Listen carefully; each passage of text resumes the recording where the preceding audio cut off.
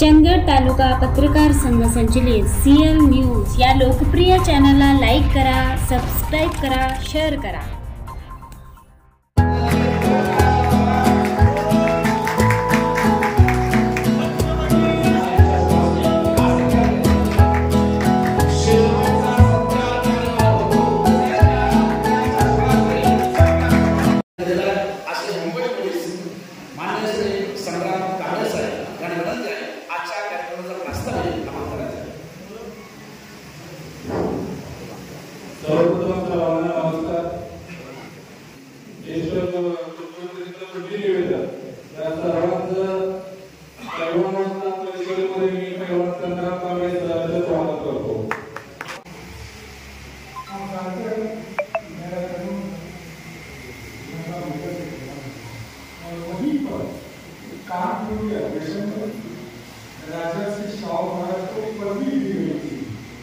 और 3 राजर्षि हैं, एक राजर्षि जनक,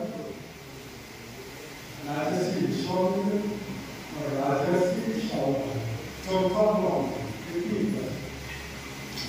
तो जब हम लगभग 51 साल के थे तब भी लोग कहते थे पहलवान हमारा तो शाहू राजा की नगरी में चलेगा।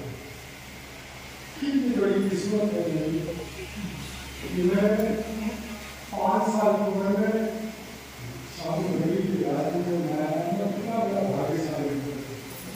आसमान से आज चांद भी देखकर मुस्कुरा रहा है, कितना खुश है। और इतने बड़े समाज 5-50 से इधर लोग इकट्ठा होते। पण त्या संघटनेला ज्यावेळेस राष्ट्रीय संघटनेची मान्यता मिळते, सलोखा मिळते, त्यावेळी ती संघटना ॲक्वाइज संघटना म्हणून पाहिली जाते. आजपर्यंत ज्या अशा बैठकी झाल्या म्हणजे ज्या खाजगी संघटना स्थापन झालेल्या आहेत त्या खाजगी संघटनेच्या बैठकीला महाराष्ट्र राज्य कुस्तीगीर परिषदेचा एकही पत्रकार उपस्थित राहिलेला नाहीये. परंतु सगळ्या संघटना एकत्र करायच्या, सगळ्या संघटनेला मान द्यायचा, किंमत द्यायची, सगळ्या संघटना आपल्या बरोबर घ्यायच्या. म्हणून आज महाराष्ट्र राज्य कुस्तीगीर संघाचा कार्याध्यक्ष म्हणून या बैठकीला उपस्थित राहिला. नंबर 2, मागच्या 6 महिन्यापासून महाराष्ट्र राज्य कुस्तीगीर संघाने आपलं संघटनेचं काम चालू केलंय. मागं काय झालं हे मला माहिती नाही, परंतु यानंतर काय होणार म्हणजे याच्यानंतर काय होणार आहे त्या सर्वाला आम्ही संघटना म्हणून मी आहे, नामदेव बटरे आहेत, आश्रम कायदे, संग्राम आहे, आपल्या सगळे पहलवान मंडळी आहेत म्हणजे जे आता संघटनेत काम करतात, सगळी यंग ब्रिगेड आहे. आता महाराष्ट्र राज्य कुस्ती संघामध्ये आपण घेतलेले आहे. महाराष्ट्र राज्य कुस्ती संघाचं एकच स्वप्न आहे, येणाऱ्या काळामध्ये आपल्याला हरियाणाला मागे टाकायचं. एक वाक्य लक्षात ठेवा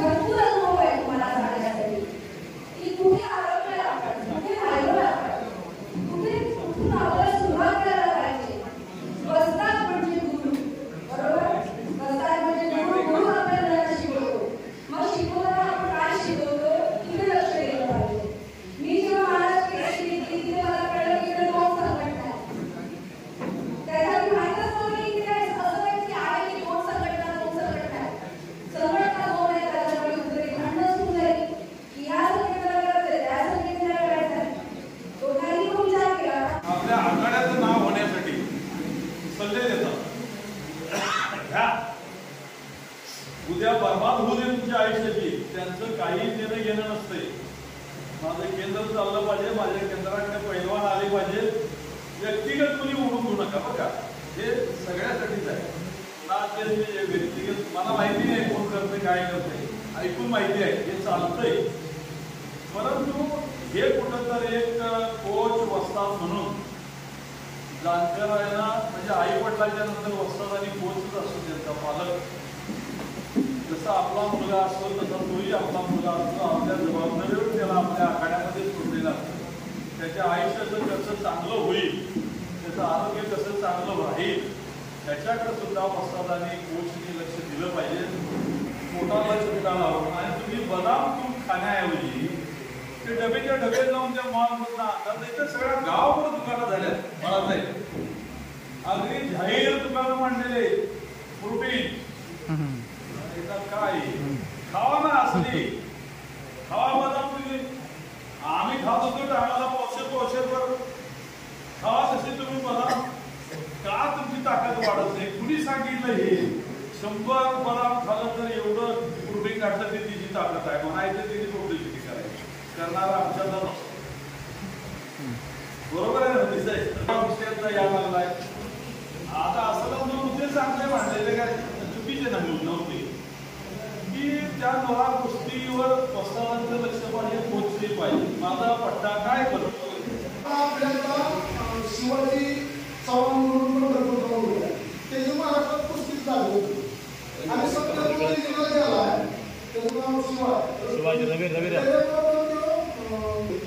ते पुढे नाही म्हणजे की त्या गोष्टीवर तुम्ही अभ्यास करा की किती वर्ष झालं खर्च पाहिजे म्हणून 2 वर्ष पाहिजे त्याचं कारण हे आहे वरचा म्हणतो की वर्ग आणि हे लग्न होऊन आपल्याला त्याचं मैदान तू जाऊ शकतो. मी 27 गोष्टीचं मैदान घेतलं त्याची त्याला 80,000 रुपये झालं. त्यानं तर फोन केला नाही आपण. मी स्वतः पहिल्या दिवशी फोन केला म्हणून उद्या मैदानाला यावं लागतं. पहिल्या मला बक्षीस देत ना आपण. मी वेळेला त्याला 500 बक्षीस 10-15,000 बक्षीस देऊ नका हे म्हणत मी नाही. पण एखाद्या गरीबाच्या पोराला हुशार पोराला तुम्ही बक्षीस दिलं त्याला 1 किलो बदाम मिळतो. एसटी खायचा किती पैसे दिलं जातं? 5,000 दिलं तर 1,000 दिलं जग खातो. त्यामुळं आपण सर्वांनी निवेदनाला सुरू कसं असतं स्पर्धेच्या परिस्थिती केलं जातं आणि मैदानाच्या परिस्थितीमध्ये केलं जातं. त्यामुळं ज्या विषय आता आपण जमलेला आहोत तर आपल्याकडे बरेच समस्या आणि महाराष्ट्रातल्या माझ्या परिस्थितीच्या माध्यमातून महाराष्ट्रातल्या सर्व महाराष्ट्राच्या केसेस स्पर्धेमध्ये कार्यरत ड्रायव्हरांना मी विनंती करतो की या वर्षी कृपया कोणी गोष्टी करू नये. कारण गोष्टीचा कालावधी हा 4 महिन्याचा असतो. म्हणजे ऍक्च्युअली गोष्टी काय प्रकारे हा ऍक्च्युअली तुलाच माहिती आहे. भारतातला मी जे विधान करतोय ते विधान म्हणजे वस्तुस्थिती जेवढे ऑलिम्पिकला मिळत असतात त्या ऑलिम्पिकला मिळत असणाऱ्यापैकी 90% गाडी सायकल करतात आणि सायकल हा ऑलिम्पिकचा प्रकार आहे. परंतु चांगल्या डॉक्टरांच्या निरीक्षणाखाली तो प्रकार केला जातो. गुरुदेव परिषद आयोजित केलेली आहे सगळ्या वस्तादांची आणि पैलवानांची. अतिशय मोठं पाऊल टाकलेलं आहे. कारण आपण पाहतोय की समाजामध्ये प्रत्येक क्षेत्रामध्ये म्हणजे कुस्ती असेल राजकारण असेल समाजात एरवी वावरताना सुद्धा भ्रष्टाचार आणि दुबळेपणा वाढलेला आहे.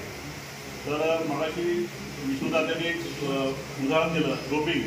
तुम्हाला पहिल्यांदा डोपिंगचं उदाहरण देतो.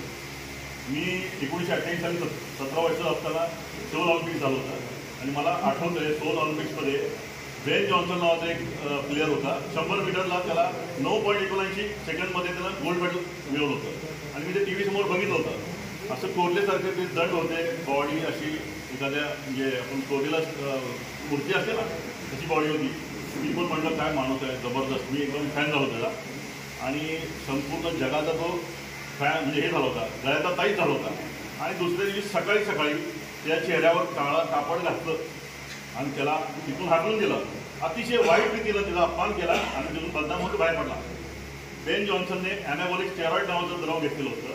जे खाल्ल्यामुळं किडनी आणि त्याचं ब्रेन हॅमर होणार होतं आणि आज तो डोळा पांगल्या स्थितीमध्ये जगतोय. कॅनडाचा प्लेअर आहे. ते तुमच्या मग उदाहरण देतो मी. दुसरं एक उदाहरण 1976च्या ऑगामध्ये आहे. 170 कोटी लोकसंख्येमध्ये आज भेटेल आपल्याकडे मेडल किती आहे सांगा मला. तुम्ही सांगू शकता का? सांगा तुम्ही. 21 पदकं आहे. 170 कोटी लोकसंख्या 21 पदकं आहे. त्यातलं खाशाबादचं पहिलं आहे. दुसरं पदक 1996 साली लिएंडर पेसने मिळवलं आणि तुमच्या सुशील कुमारनं 2008मध्ये 56 वर्षांचं मिळवलं. तर तुम्ही तुमची छाती बढवताय कशाला बढवताय छाती? महाराष्ट्र केसरी झालं की तुम्ही 1,00,000, 2,00,000, 50 लाख कोट 2 कोट फिनिश. तुमचे ध्येय काय? महाराष्ट्र केसरी. आणि जावा ना बाहेर, दुसऱ्या राज्यात जावा, नॅशनलमध्ये जावा, इंटरनॅशनलमध्ये जावा, सॅप गेममध्ये जावा, एशियनमध्ये जावा. तुमचं मर्दुमकी दाखवा तिथं. तुम्ही सीमित राहिला आहे. तुम्हाला फक्त ती स्कॉर्पिओ पाहिजे, बोलेरो पाहिजे, बुलेट पाहिजे, 50 गाड्या तुमच्या दारात लागल्या दिसल्या पाहिजे. कशाला? आता मगाशी कोणी सांगितलं साधे की डोपिंग. हर्षवर्धननी या देशाचा इतिहास घडवलेला आहे. तो माणूस मिलोची भाकरी खायचा. आज ऑलिम्पिकला जाणाऱ्या प्लेअरवर 15-20 कोटी रुपये खर्च करते सरकार. त्याला परदेशात 4 वर्ष ठेवतंय. त्याबरोबर सायकोलॉजिस्ट असतो, फिजिओथेरपिस्ट असतो, मसाजिस्ट असतो, डॉक्टर असतो. काय होतं भाजपांसाठी? काही नव्हतं. फक्त एक जागेवाली इच्छाशक्ती होती, देशप्रेम होतं. हे तुम्ही दाखवा फक्त. नुरा कुस्ती हे सगळ्यांनाच माहिती आहे. कुस्ती अधोगतीकडे का आलेली हेही सगळ्यांना माहिती आहे. जर कुस्तीचा उदय विकास 1000 वर्षापूर्वीपासून कुस्ती पुढे आली. कुस्ती कशी पुढे आली ही जर पुढे जे प्रत्येकाने सांगितलं त्यापेक्षा काहीतरी वेगळं सांगणं गरजेचं आहे. 1000 वर्षापूर्वी आपले पूर्वज फक्त आणि फक्त शेती व्यवसाय करायचे. मग आपल्या पूर्वजांनी रामदैवताची यात्रा, त्या यात्रेमध्ये विविध कार्यक्रम, देवाचं लग्न असेल, देवाचं छबिन असेल, ज्याच्या त्याच्या पद्धतीनुसार आणि यात्रेची सांगता करत असताना गावोगावी कुस्तीची मैदानं चालू केली 1000 वर्षापूर्वी आपल्या पूर्वजांनी. आणि ती परंपरा आजही आपण जपण्याचं, जोपासण्याचं काम करतोय आणि पुढच्या पिढीला जपण्यासाठी आदेश देतोय. कुस्ती एक खेळाचा जर इतिहास बघितला तर या महाराष्ट्रामध्ये गेल्या वर्षी श्रावणाच्या सीझन पासून या वर्षी जून एंड पर्यंत या महाराष्ट्रात सरासरी अंदाजानुसार करेक्ट आकडा सांगू शकत नाही, 2000 मैदान झाली संपूर्ण महाराष्ट्रात. प्रत्येक मैदानात पुण्यासारख्या ठिकाणी 20, 25, 30 लाख रुपये खर्च करण्यात येते. आम्ही सरासरी बजेट काढलं 5 लाख रुपये प्रत्येक मैदानाचा खर्च, 100 कोटी रुपये या महाराष्ट्राच्या कुस्तीवर खर्च होतोय. अशी कुठल्याही खेळाला परंपरा नाही. आपला कुस्तीची